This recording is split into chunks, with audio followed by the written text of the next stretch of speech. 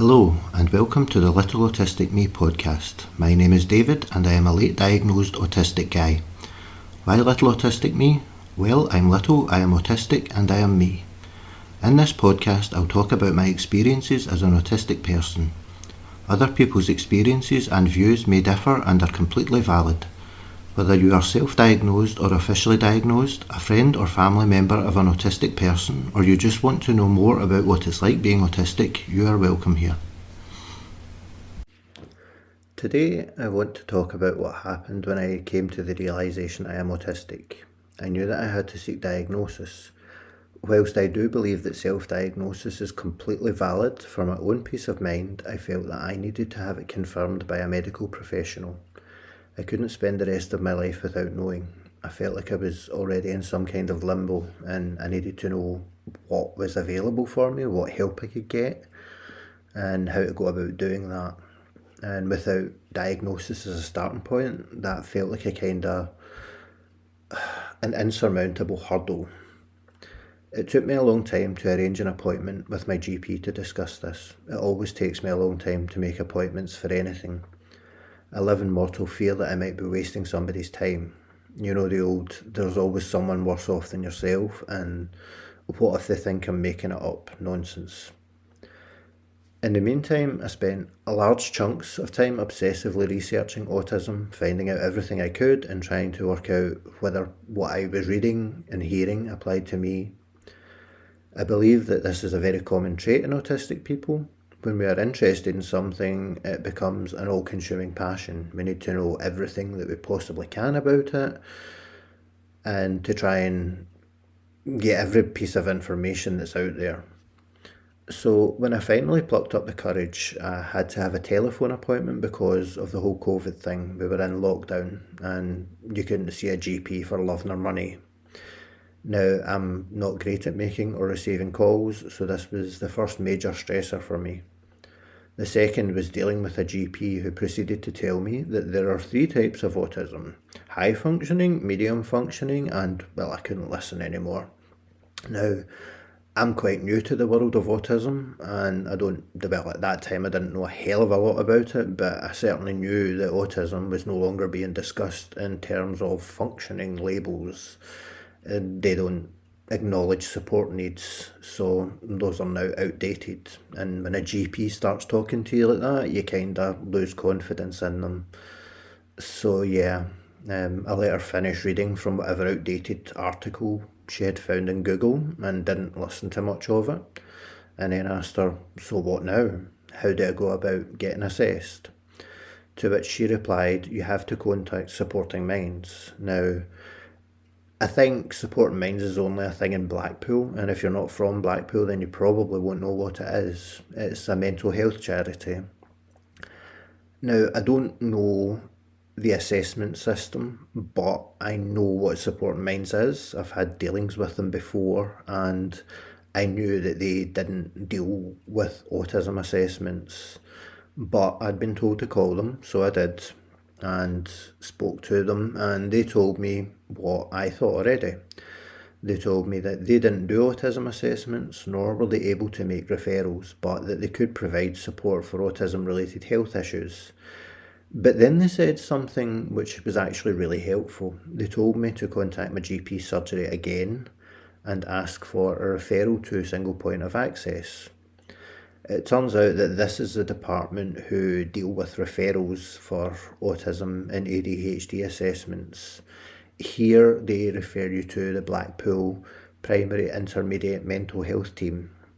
So I contacted my GP's surgery and spoke to a receptionist and told them what Supporting Minds had said to me. And later that day, I was told that this information would be passed on to a GP who could deal with it. I actually started to become scared. I felt like I had committed an act of betrayal against a professional. Now that's kind of ridiculous because if you need help then obviously you need to figure out how to get it.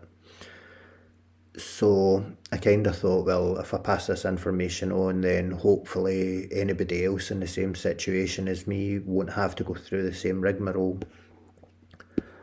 Soon after this, I received a letter from someone in my GP's surgery, one of the GPs. He informed me that the referral had been made, and then sometime later, I can't remember how much, I received a letter from Single Point of Access informing me that an appointment had been made for me.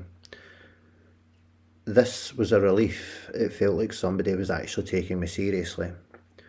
And along with the letter was a questionnaire which I was told to complete prior to receiving a telephone screener appointment. I answered all the questions truthfully, and at that point I think I started to realise how affected my life actually was, how much of a struggle everything had been. Evaluating in this level of detail and seeing it on paper was a bit of a shock. And a bit of a side note, the letter informed me that I had to return the questionnaire within 2 weeks or I would be removed from their lists and referred back to my GP. This is a bit of a problem for many autistic people. We tend to have issues when demands are placed on us, and I pointed this out to Single Point of Access, and the team member who I spoke to had told me that it wasn't actually a hard and fast rule. Now, in my opinion, this just shouldn't be said to begin with. People who are dealing with autistic people should know that that's going to be a problem and should maybe remove that from any correspondence. But back to the story. The appointment date arrived and I received a call from my autism diagnostician. She asked me a lot of questions. Some of them were really easy to answer because the answers were just so obvious. And some of them were much more difficult because I had trouble with the wording of the questions, and sometimes because it brought up very mixed emotions. Now, my poor diagnostician, she also struggled with the call. In her case, though, it was because she couldn't keep up with what I was saying. I tend to speak really quickly, and being a Scottish person living in England, there is a bit of a communication barrier sometimes. She had to type down everything that I was saying and she couldn't keep up. She repeatedly asked me to slow down. She noticed that I waffle when I am nervous.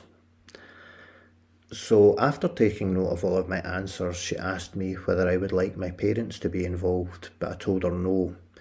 I didn't think that my mum would remember much of my childhood, or that she maybe wouldn't want to acknowledge that there was anything wrong, in inverted commas, with one of her children. I didn't think that my mum would be ashamed, but perhaps just blinkered in that kind of like my children are perfect parents kind of way. It turns out that my mum did actually remember some stuff, but she just thought that that was just me being a child, just a bit different perhaps. But throughout the process, my mum was actually very supportive. She seemed a bit shocked that one of her children was autistic, but being that one of my nieces was diagnosed around about the same time, I think it was kind of expected. So anyway, following the screener call, I received a letter telling me that I was on the waiting list and I would hear from them in time. It took about a year in total from contacting my GP to having my assessment. Now this is a really short period of time compared to many people. Many people face sort of 2, 3, 4, even 5 years waiting, and I really wish that that time was consistently shortened for everybody. Nobody should have to wait that long for such an assessment. It is such a life-changing thing, and it is so nerve-wracking that just shouldn't be an issue. The assessment itself was the most bizarre thing. I couldn't see the point to most of it, and I found it really frustrating, but I complied and did what they told me to do in the way that I thought they wanted me to do it, and they dismissed me afterwards, telling me that they would be in touch. So within, I think, about a week, I received my report. The conclusion was that I am definitely autistic. I scored very high. I think it was close to the maximum number of points. This was both a surprise and not at the same time. After that, my emotions were all over the place, and they still are a bit. I felt shocked, wondering how I had managed to go for so long undiagnosed, especially as I had been diagnosed as suffering from depression, anxiety, dyslexia, bladder and bowel problems, random aches and pains, and so many other things throughout my life. There have been many diagnoses which, when combined, are strongly indicative of autism, but they were never picked up on because I think they were all diagnosed at various different times. I felt fear of what the rest of my life will be like. Where do I go from here? Is there any support available to help make life easier? And that is something that I am still waiting to find out. I felt grief for what my life could have been if I had support in place from a younger age. I still feel this. And related to the grief, I feel angry. I wonder, why did the education system not pick up on something? I've been to 2 schools, 3 colleges and university, and nobody noticed. And I find that pretty shocking. I also felt surprised that I'd never noticed before. Now, in my younger years, I was a youth worker. I worked with many autistic young people, and it never clicked that they were like me when I was younger. Now, though, I mostly feel relief. I am relieved that there is a reason for my life having been one long series of screw-ups, a reason for the constant exhaustion, the not being able to leave my home, a reason for all of the problems. I feel validated now that I know I wasn't just making it all up. And this is pretty much where I'm at now. It has been over a year since I was diagnosed. I am still waiting for word from support services and still trying to get accommodations put in place and still not really having a clue what I'm supposed to be doing with my life.